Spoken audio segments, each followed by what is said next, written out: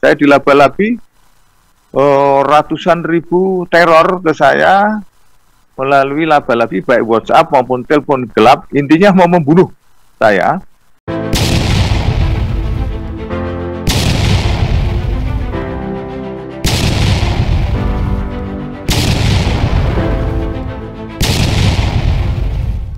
Yang terjadi di Sulawesi Selatan, ya tentunya ini sudah kita uber dari 2015, sudah terus diikuti, kemudian dari berbagai perburuan juga kita temukan data-data, dan bersamaan dengan hal tersebut akhirnya juga ada sinergi dengan yang di Poso. Di Poso kemarin 2 ditembak mati, kemudian 2 lagi tertembak tapi masih bisa melarikan diri.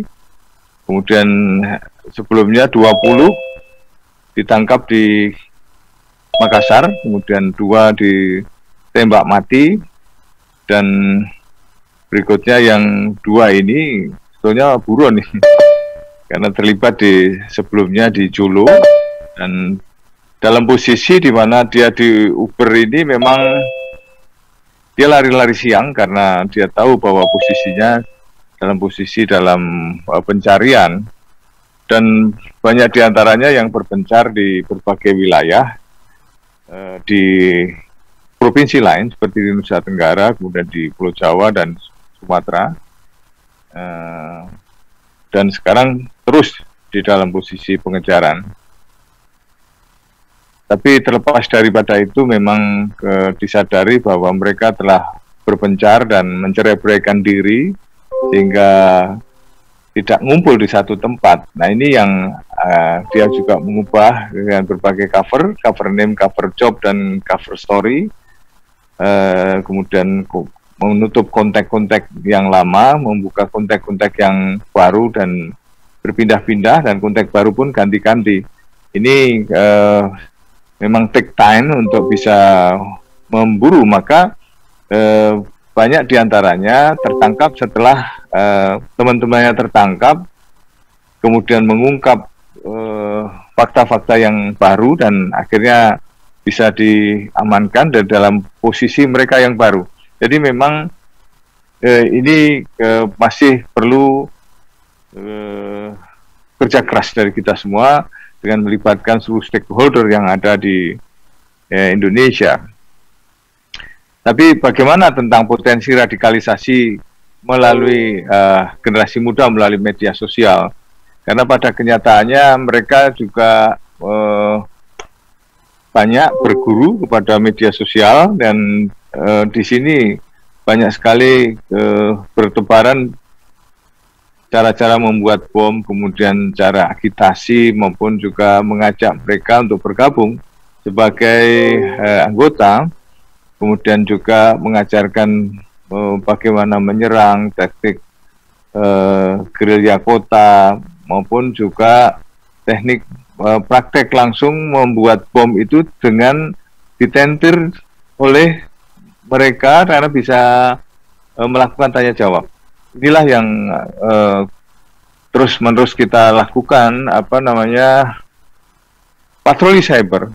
Ini tentu perlu menjadi perhatian karena pengguna internet di Indonesia cenderung mengalami peningkatan dari tahun ke tahun.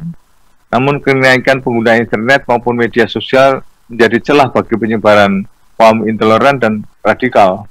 Dan Badan Intelijen Negara telah melakukan patroli cyber 24 jam. Di antaranya juga kita melakukan pembinaan kepada mereka-mereka yang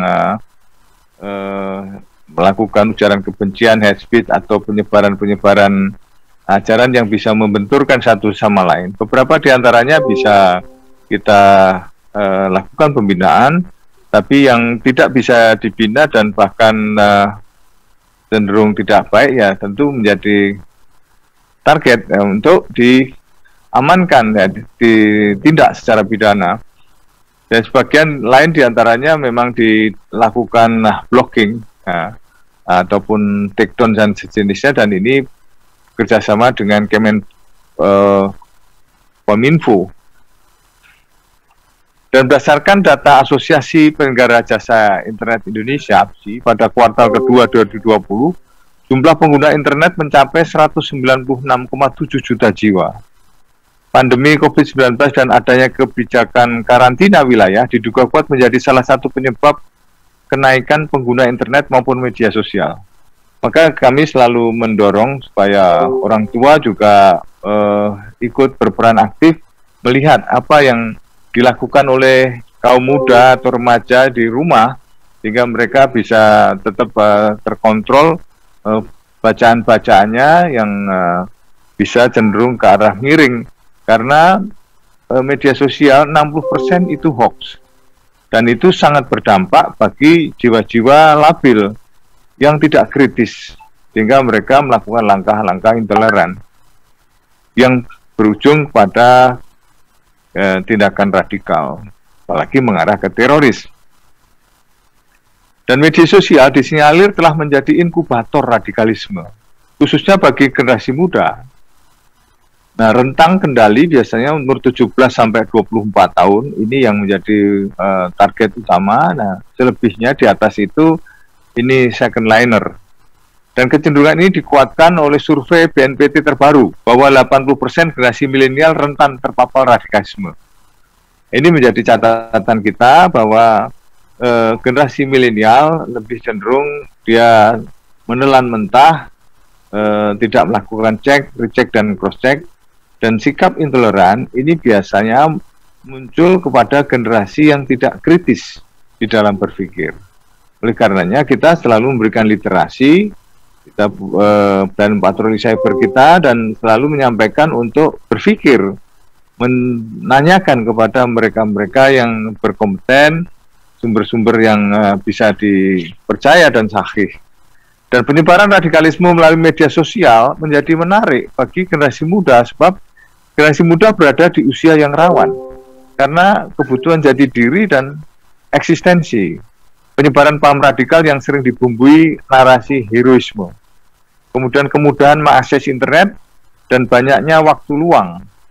Kemudian konten dan narasi radikal disebar dengan mudah dan diakses oleh generasi muda. Ini yang selalu kita tanamkan dalam kita selalu BIPIN ada akun-akun medsos yang bisa berkomunikasi langsung dengan generasi milenial ini maupun masyarakat secara umum. Di sana banyak tanya jawab yang bisa ditanyakan, dan tentu kita akan berikan jawaban-jawaban yang terbaik untuk pembinaan mereka, terutama di dalam mental ideologi, karena ini basisnya adalah mental ideologi. Radikalisme generasi muda melalui media sosial itu antara propaganda radikalisme di media sosial dikemas dengan narasi ketidakadilan. Pesan tersebut membentuk kesesatan berpikir bahwa tatanan sosial saat ini perlu dibenahi, dan generasi muda diposisikan sebagai juru selamat yang mampu mengubah keadaan, salah satunya melalui aksi teror. Jadi dia ingin mengubah ini dengan pola yang radikal, pola yang pemaksaan kehendak, ingin mengikuti apa yang diyakininya sebuah tatanan yang dianggap paling benar dan yang lain salah. Kemudian radikalisasi generasi muda melalui media sosial itu bisa menciptakan teroris baru. Dan intensitas dan masifnya pesan radikal melalui media sosial mendorong pemikiran seseorang berubah menjadi ekstrim dan akhirnya menjelma pelaku teror yang melakukan tindak kekerasan. Selain itu, media sosial juga memperluas jangkauan konten radikal karena penyebarannya yang cepat dan mudah. Dan ini pula yang dilakukan oleh Bahru Naim pada saat dia keluar dari penjara. Kemudian ternyata dia langsung pergi ke Suriah dengan menggandeng pacarnya tanpa izin orang tuanya. Dia juga sudah punya istri, lantas ini pacarnya dibawa juga ke sana. Nah, di sana dia karena ahli IT, dia banyak mengisi konten-konten tentang hal-hal seperti ini untuk penyebaran ajaran-ajaran dan agitasi-agitasi yang mengarah kepada konten-konten teror. Karena dia ahli IT dari lulusan sebuah universitas negeri, dan kenyataannya banyak yang menjadi follower, dan akhirnya yang bersangkutan tewas di Suriah karena terkena tembakan rudal. Dengan dia berakhirnya yang bersangkutan akhirnya bubar juga ini acara-acara dan konten-konten itu. Akan tetapi ada sejumlah pihak yang menyimpan. Nah ini yang terus beberapa kali ini ditayang ulang. Itu yang terus kita lakukan upaya-upaya untuk diblokir. Masalah terorisme termasuk di dalam kategori extraordinary crime. Dan selama ini pemerintah melalui Kemenkominfo telah melakukan berbagai cara untuk membendung masalah ini. Namun langkah ini tidak cukup efektif tanpa adanya filter dari penyedia platform media sosial seperti YouTube, Facebook, dan WhatsApp. Cuman kita juga sadari ada server-server yang tidak berada di Indonesia. Dan akun-akun itu kemarin nama saya di blow up di situ, nomor saya di blow up di situ, dan mereka melaba-labi saya. Saya dilaba-labi ratusan ribu teror ke saya melalui laba-labi baik WhatsApp maupun telepon gelap. Intinya mau membunuh saya terus-menerus. Cuman saya jawab, "Bang, ngapain Bang? Anda mau bunuh saya? Oh, nggak usah dibunuh, ntar juga mati sendiri," saya bilang begitu. Saya jawab santai saja. Beberapa di antaranya saya jawab, "Saya tahu abang ini, namanya ini toh, fotonya ini," dan saya kirim, baru dia diam, begitu. Nah, itu yang ratusan ribu sampai hang itu, karena dilaba-labi sekali pukul bisa 4.500 sekali pukul, sehingga panas ya, handphonenya dia sesat. Nah ternyata servernya tidak berada di Indonesia. Nah sehingga kita akhirnya harus bekerja sama dengan negara lain untuk melakukan pelacakan itu. Tapi selalu saya jawab dengan santun, meskipun dia kasar-kasar jawabnya mau bunuh, mau apa, dan saya jawab dengan santun. Akhirnya beberapa di antaranya berbalik menjadi omongan seperti, ternyata Mas Wawan komunikatif ya. Saya mohon maaf, ada yang begitu. Bahkan pemilik dari akunnya yang pertama menyebar, dia bilang, "Mas, saya ini ya, saya terus terang ya, ini saya merasa bersalah, saya minta maaf Mas, tapi tujuan kami sebetulnya tidak demikian, cuman ada yang menyalahgunakan sehingga kami, yang saya serang adalah oknum-oknum." Ya. Akhirnya begitu, karena apa? Selalu saya jawab dengan jawaban-jawaban yang santun. Tidak ada sekalipun yang saya jawab dengan marah atau apa. Karena apa? Tujuan kami adalah membina dan mengubah mindset, emosi, sikap, tingkah laku, opini, dan motivasi mereka. Beberapa di antaranya dari ribuan itu sekarang tetap menghubungi saya dengan bahasa yang berubah. Karena tadinya ada kesalahpahaman, ini terkait dengan peristiwa KM50. Instrumen kebudayaan dan lingkungan multikultur merupakan komponen penting di dalam mengatasi persoalan radikalisme, kekerasan maupun intoleransi. Maka pendekatan kebudayaan merupakan salah satu alat untuk melakukan kontra radikalisme. Maka budaya Indonesia itu harus ditumbuh kembangkan dan diangkat. Nilai-nilai kearifan lokal tetap diangkat.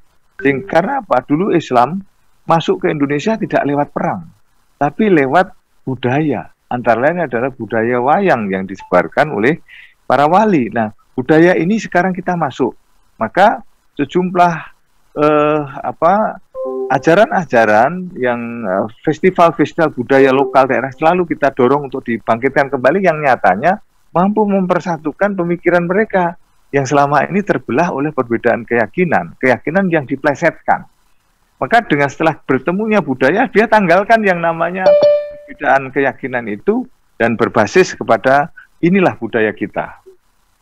Dan BIN terus melakukan beberapa langkah antisipatif, diantaranya melakukan pendeteksian dini dan peringatan dini dalam rangka pencegahan, penangkalan, dan penanggulangan terhadap setiap hakikat ancaman yang mungkin timbul dan mengancam kepentingan dan keamanan nasional.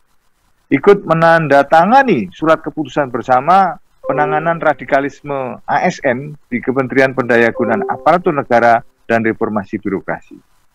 Bersama dengan kementerian lain terlibat dalam program deradikalisasi, termasuk dengan merangkul ex-napiter untuk ikut memerangi radikalisme. Kami banyak membina ini, mengumpulkan satu tempat, termasuk membina dari sisi usaha-usaha, karena apa? Banyak diantaranya mereka kesulitan nyari nafkah setelah keluar dari penjara, karena banyak orang yang ketakutan kalau mau memberi pekerjaan. Ini terus kita lakukan pembinaan-pembinaan. Dan BIN terus melakukan beberapa langkah antisipatif, diantaranya melaksanakan patroli cyber 24 jam guna mengawasi penyebaran konten radikal dan mengoptimalkan literasi digital untuk melawan propaganda paham radikal. Beberapa diantaranya juga kami hadir di sana, cuman saat ini kan pandemi sehingga kehadiran kami lebih banyak lewat virtual.